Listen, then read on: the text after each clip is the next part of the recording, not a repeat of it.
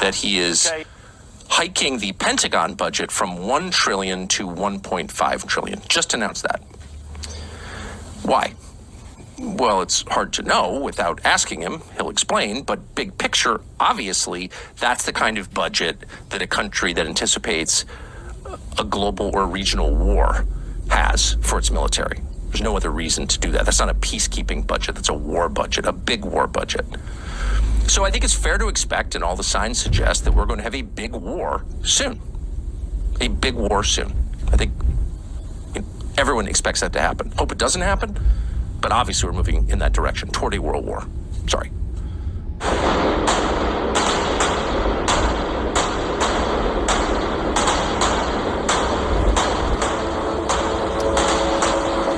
What's happening in Iran has kept the world on edge. But what the US is planning to do next as its arch rival in the Middle East faces unrest has become a top global talking point. I think one thing President Trump is very good at is always keeping all of his options on the table, and airstrikes would be one of the many, many options that are on the table. As the airbase of the United States in Qatar buzzes with activity, the Department of State urged its citizens to leave Iran immediately. As the war clouds loom large, another US move could startle the Ayatollah Khamenei regime. A US carrier strike group is moving from the South China Sea to the Middle East, with its arrival expected in about 1 week, multiple sources reported. On the same day, the US Embassy in Qatar confirmed normal operations and staffing, but urged its personnel to exercise increased caution. The embassy has also advised limiting non-essential travel to Al Udeid Air Base.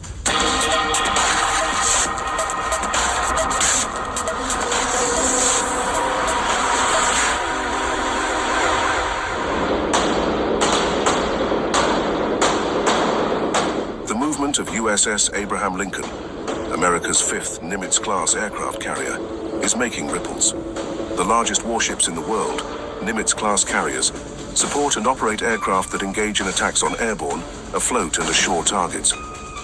Aircraft carriers are the centerpiece of America's naval forces. The presence of the Stryker Group in Iran will give an unprecedented edge to the US if it decides to go to war with Iran. Recently, Iran's Islamic Revolutionary Guard Corps, IRGC, declared peak battle readiness. The Iranian Ministry of Foreign Affairs said that Iran will not underestimate situation changes and is closely monitoring the US's deployments of personnel and weapons at military bases in the Middle East. Heightened tensions in the Middle East are prompting US military movements and diplomatic precautions as regional powers brace for potential escalation involving Iran. Khamenei's regime is also keeping a close watch on Qatar, which houses US's largest airbase in the Middle East.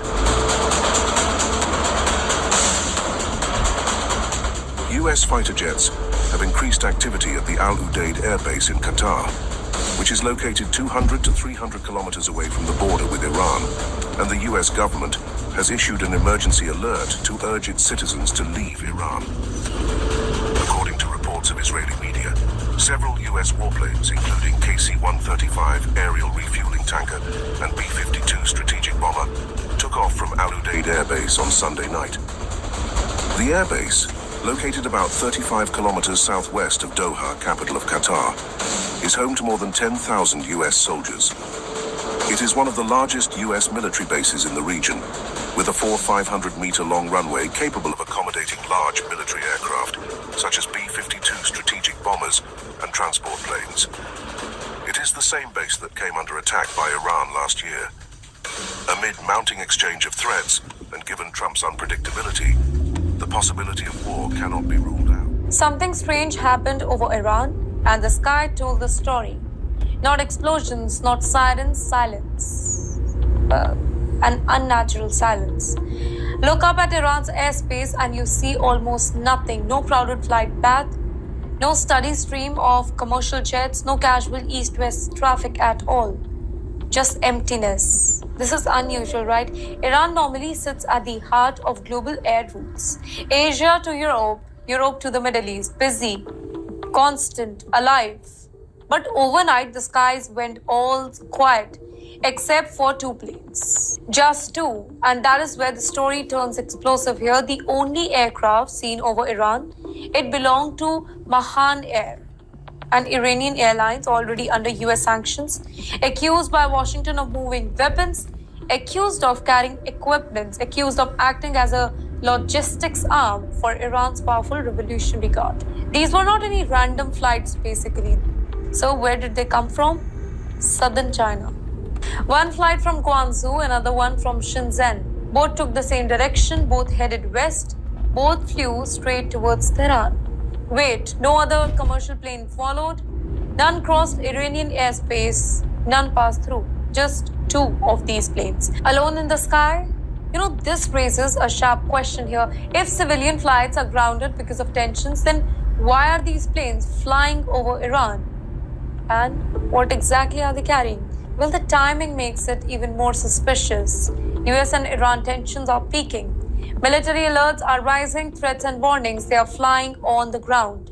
And in the air, China-linked routes, they quietly move towards Iran. Officially, though, nothing has happened. No cargo list released, no public explanation given. But intelligence watchers, they are alarmed because this looks less like commercial and more like coordination. And you know why China matters here? Because Beijing has strong ties with Tehran. Energy, trade, strategic alignment against the US pressure here. If military equipment is moving, this changes the balance. And the airspace, it tells its own story.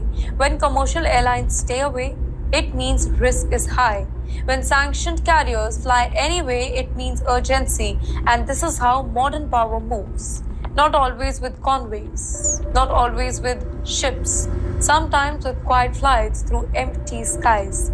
Washington is watching, so are regional militias, militaries, and intelligence agencies, because if arms are moving now, they are moving for a reason.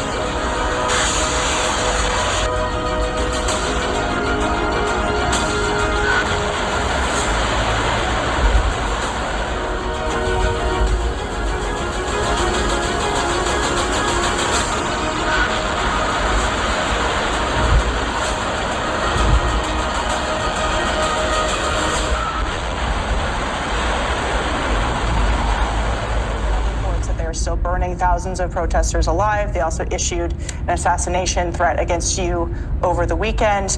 I know that you can't talk about what's on the table, but what is your response to Iran's leadership and their regime continuing to taunt you, threaten you, especially given over the weekend you said it's time for new leadership in Iran? Well, they shouldn't be doing it, but I've left notification. Anything ever happens, we're going to blow the whole country is going to get blown up. So we've... originally Biden should have said something, when they made a statement. We always said, why isn't Biden saying anything? Because he didn't. But a president has to defend a president. Like if I were here and they were making that threat to somebody, not even a president, but somebody like they did with me, I would absolutely hit them so hard. But I have very firm instructions. Anything happens, they're going to wipe them off the face of this earth. Where do things stand with Iran? The U.S. has got sizable military assets. We have a lot of ships going that direction, just in case. We have a big flotilla going in that direction. And we'll see what happens. A big force. We have a big force going toward Iran. I'd rather not see anything happen, but we're watching them very closely. I stopped 837 hangings on Thursday. They would have been dead. Every one of them would have been hung. This is like from 1,000 years ago. This is an ancient culture. Very smart people, by the way, but it's an ancient culture. 837, mostly young men, were going to be hung on Thursday. And I said, if you hang those people, you're going to be hit harder than you've ever been hit. It'll make what we did to your Iran nuclear look like peanuts. And an hour before this horrible thing was going to take place, they canceled it. And they actually said they canceled it. They didn't postpone it. They canceled it. So that was a good sign. But we have an armada. We have a massive fleet heading in that direction. And maybe we won't have to use it. We'll see. You said would you like the supreme leader to step down or to go into exile? Right now, I don't want to get into that, but they know what we're looking for. You said today that they want There's a lot of killing going on. You said today they want to talk and we'll talk. So if you set something up and they asked you to... Yeah, I would. That happened. But, we've talked to them a lot. They should have made a deal before we hit them with the nuclear, because we really, that was a devastating hit. That whole area is out of play. And if they try and do it again, they're going to have to go to another area. We'll hit them there too, just as easily, much more easily. Because that was very advanced. They were building that for 10 years. And they'd have to start anew. So, there was a total obliteration.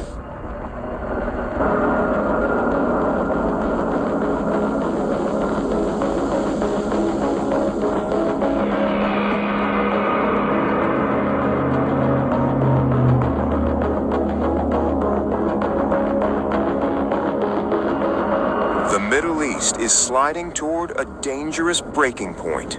Iran's military is now on high alert as U.S. warships push closer to its shores. Iranian submarines are reportedly moving toward the Strait of Hormuz, one of the world's most critical choke points for global energy.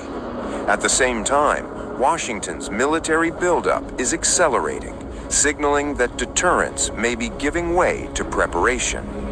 Iranian naval forces, including Ghadir and Fateh-class submarines, have reportedly been deployed toward the Arabian Gulf. These vessels are designed for stealth operations in shallow waters, a clear signal that Tehran is preparing for worst-case scenarios. Iranian officials say the moves are defensive, but the timing suggests readiness for a major confrontation. Behind the scenes, Iran's leadership appears to be bracing for impact. According to multiple sources, Supreme Leader Ayatollah Ali Khamenei has moved into a fortified underground bunker in Tehran. Security officials reportedly assessed that a U.S. strike is no longer hypothetical. Day-to-day operations of the Supreme Leader's office are now said to be handled by his son, Masoud Khamenei. Meanwhile, the U.S. military posture is becoming unmistakable. President Donald Trump has confirmed that an American armada is heading toward Iran. The aircraft carrier USS Abraham Lincoln and multiple destroyers are now operating in the Indian Ocean, backed by F-15E Strike Eagles and waves of U.S. military cargo aircraft. Britain has also deployed Typhoon jets to Qatar, adding to the pressure. Iran has issued its starkest warning yet. A senior official says any attack on Tehran would be treated as an all-out war. Missile defenses across the region remain on maximum alert, mirroring the buildup that preceded last year's strikes on Iranian nuclear sites.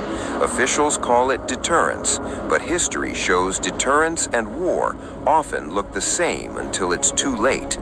All this is unfolding amid Iran's worst internal unrest in decades. Thousands are dead, tens of thousands detained, and the regime is facing mounting pressure at home and abroad. Iran's leader is underground, U.S. warships are closing in, and the region is holding its breath, waiting to see which side makes the next move.